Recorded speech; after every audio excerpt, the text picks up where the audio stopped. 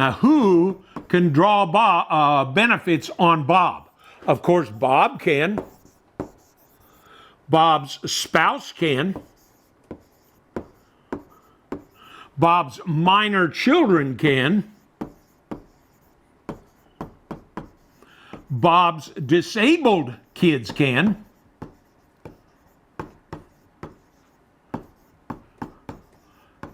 Including if they're adults in certain situations.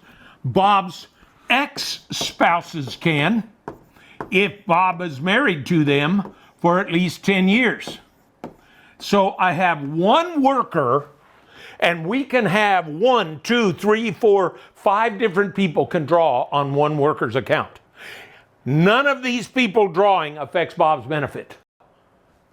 They can all draw. There is something called a family limit. Now, there's even one more benefit. What? You mean there's 6? No, there's actually 7. Why? Because there's also something called a child in care.